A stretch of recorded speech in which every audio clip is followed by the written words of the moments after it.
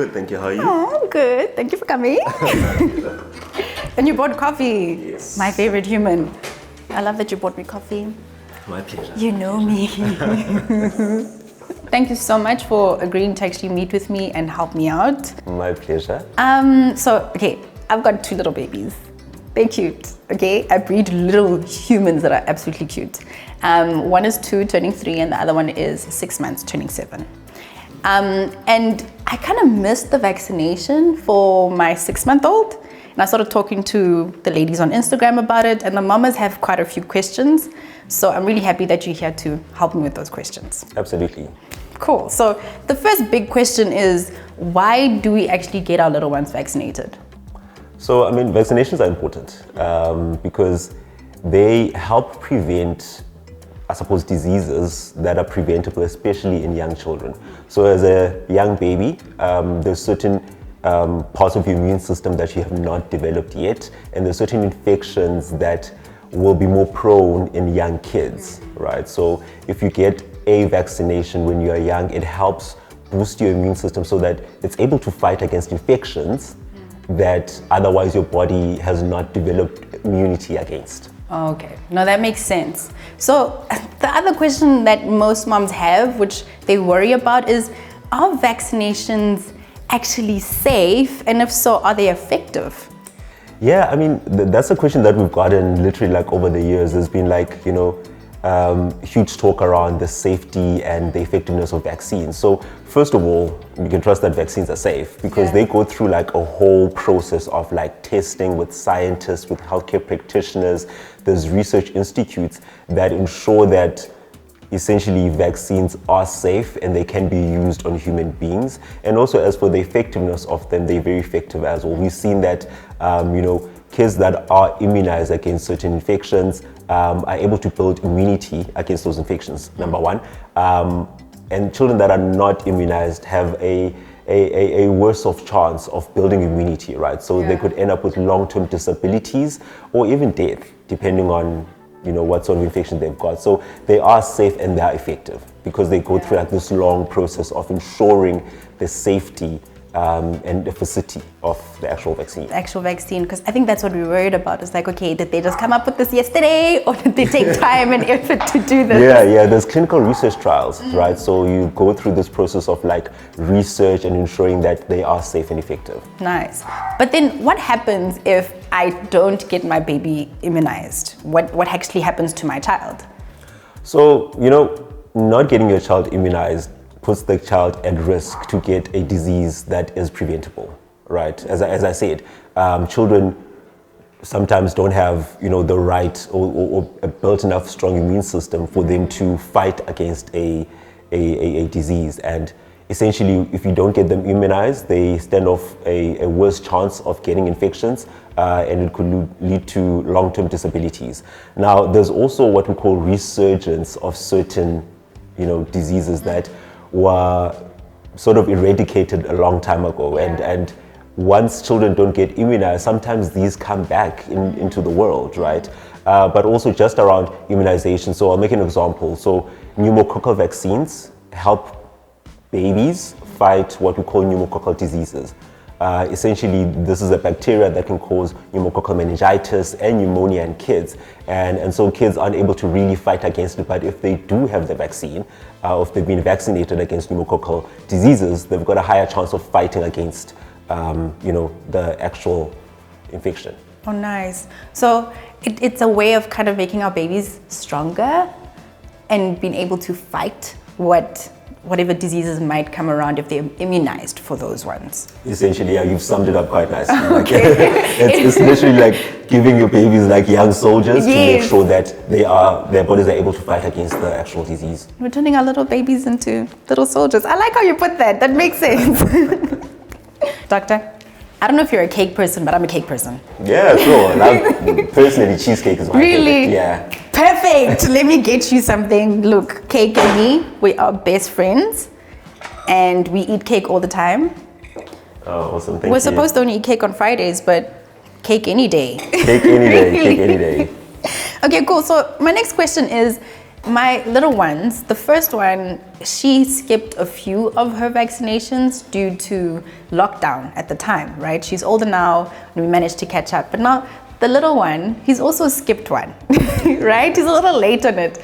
Should we catch up on them or should we not if we've missed the times and the dates that are stipulated? Yeah, so the short answer is yes, you can catch up, and if you can catch up, you must, as a parent, please do that. I think it's important to also note that you need to speak to your primary care physician to ensure that they can work you through the process, right? Because sometimes there's certain reasons why kids miss certain vaccines. It might be because of an underlying healthcare condition. There might be an alternative to what it is they need to be vaccinated with.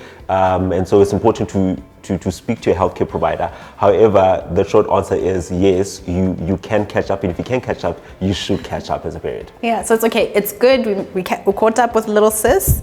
And now the big guy will obviously catch him up as well. Yeah. But now my thing is, they're always in such a bad mood afterwards. Like, why?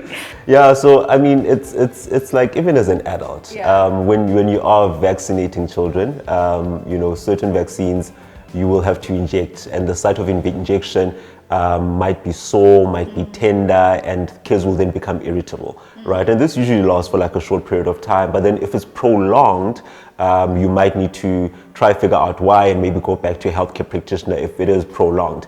On the rare occasion, there may be some allergic reactions to the vaccine, but it's not common at all. So it's important to sort of monitor your child and figure out why. But children will be in a bad mood because the site of injection is not nice. It's not nice. It's also seeing them getting that little prick, but they get over it so nice and quickly after the prick. The nice thing about having two kids is contrasting them. So my daughter, who's almost 3, when she goes for a vaccine and she gets the little prick, she's in a bad mood for a little while and she gets over it very quickly. By the time we get home, she's fallen asleep. Sis is over it.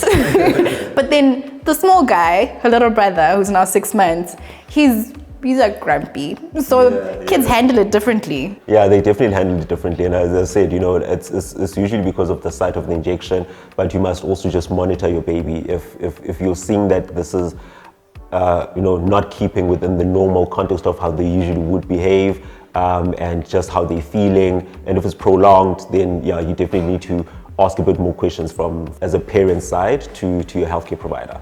Okay, that makes sense. Okay, have a taste.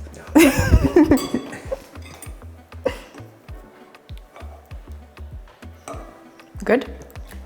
Mm-hmm. Talking about, the skipping and the times of it, like what will happen if I don't stick to the schedule that they recommended when it comes to the vaccinations?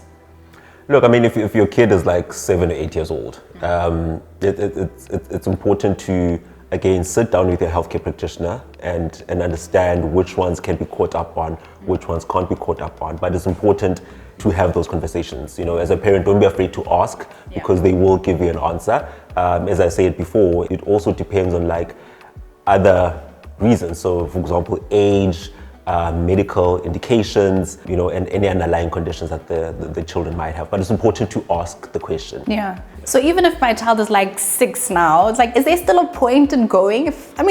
He's 6 years old. Should I still go? Yeah, definitely. There's certain, vaccines that can be caught up on. And it's important, again, to ask your healthcare practitioner because you can come back and catch up on certain vaccinations because your child might not have the immunity to still fight those diseases. Okay, so what I'm hearing from you, right, is that there are different vaccinations that are taken at different times for the child. Yes. And talking to your practitioner will help us know what is right at the right time. Yeah, absolutely, absolutely. But the short answer is you can catch up. You can catch up. Who decides on the schedule? Like, who decided that this should be taken at 6 weeks and at 12 weeks? Who decides on that? Yeah, like who decides on the road to health yes. cards? And like that card that is so book, important. Yeah, that book that you can't not have as a parent and as a kid. So, I mean, the World Health Organization came up with the expanded program on immunization, right, which is what we follow in South Africa.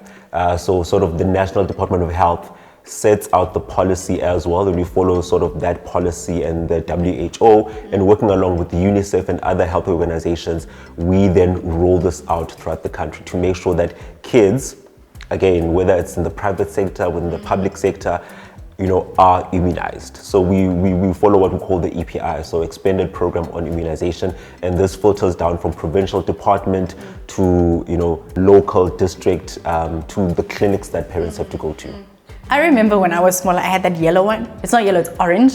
It's like that orange one. And now my kids have, theirs are different. But I remember how important that booklet is. If you don't have it, it's like, it's very, I didn't know how important that booklet was with the schedules in it, but it's that guideline that they use to know what time should they have them and if we've skipped and catching up with those.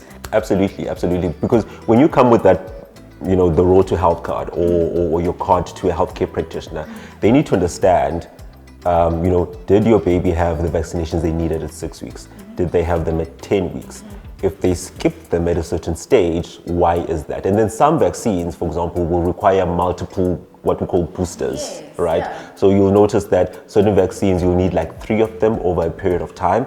And we call those boosters because the baby will get the vaccination, the immunity will build up. However, it's not strong enough. So they'll need a booster shot to continue building up the immunity so that they fight the infection. And that's why those are also spread out. I've seen as well. I thought, okay, you get one, we're good. But then you one and that's it. But you do multiple of specific ones. Specific ones because, the immunities of babies are still, as I said, building. So they need to get maybe 3 at a time, 3 at different times, maybe a couple at a different time as well. Okay, no, that makes sense to me now. Yeah. As long as it's making sense, The other thing I think that parents don't understand is we've got a social responsibility, as communities. There's a thing that we call herd immunity, and I think a lot of people heard about it over the past couple of years. Yes, we're trying to get herd immunity. Yes. And the importance of that is there's certain kids that have certain underlying conditions. So perhaps they're not able to get the vaccinations for specific reasons. However, if the community around them is vaccinated, the chances of that infection spreading within that community are very slim.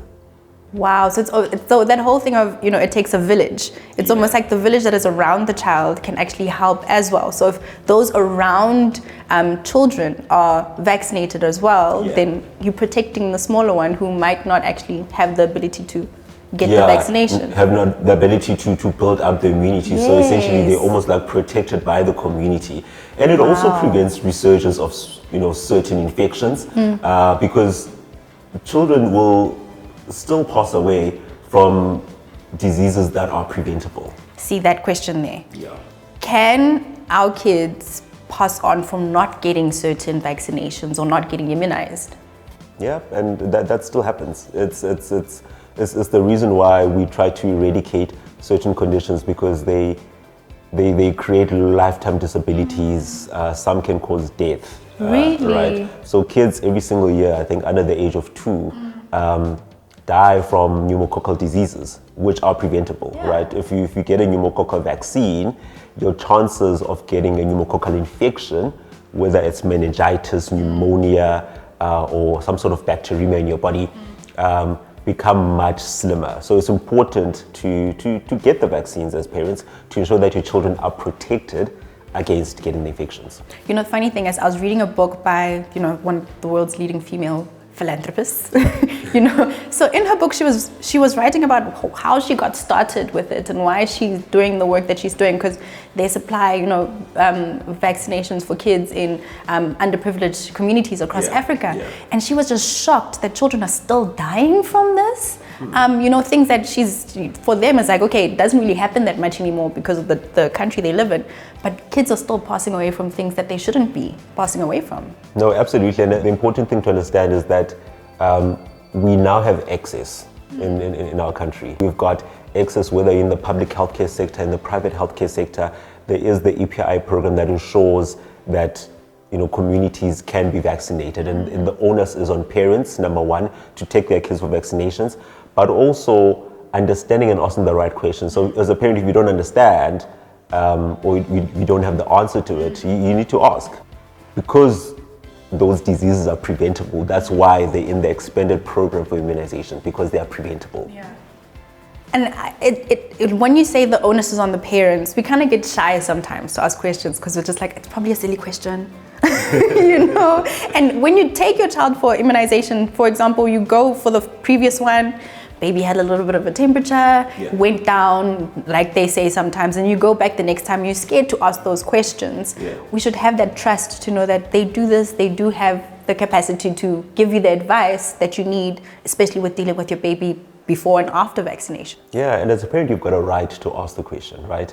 And as a healthcare provider, we've got the responsibility to educate communities and the patients that we deal with. So there's no answer that's too silly, or no question that's too silly. Rather, there's no question that you know, we will shy away from answering. But the importance is that we need to ask the questions as parents. So talking about questions, so my little one, right? The one is skinny, the one is chubby, right? Yeah. No, it's serious, don't laugh. The other one is tall, the skinny one is tall, and the chubby one, I'm scared he's going to be short. Does he still have a chance to get taller in life? You said there's no silly questions, so come on. Look, there's different stages of growth. So maybe when they reach puberty, you'll see their bones start growing, and because they're getting growth hormone and testosterone, so all those things. I'm like crossing my fingers now for all those things, the growth hormone, the testosterone, and all of those other things. I'm crossing my fingers for those things to kick in at the right age. Don't discriminate against short people. No, come on. Thank you so much, Dr. Sivu. I think this has given me such relief. I'm really happy that you came through and answered my questions. And I think there's a lot of moms who are also just like, thank goodness, because we just have so many questions, might be shy to ask them. And you helped me and a whole lot of other mommies. So thank you so much. My pleasure. And I think for me, and possibly the parents out there, the take-home message is, one, vaccines are safe and effective. Yes. Right? Vaccines protect against preventable conditions. And you should get your children vaccinated. And it's never too late. Yeah, it's never too late to catch up. Nice. Thank you so much. Awesome. Cake, cake. Don't miss out. Hey, Let me not force you. If you don't want to eat my cake, it's fine. No. Sound health.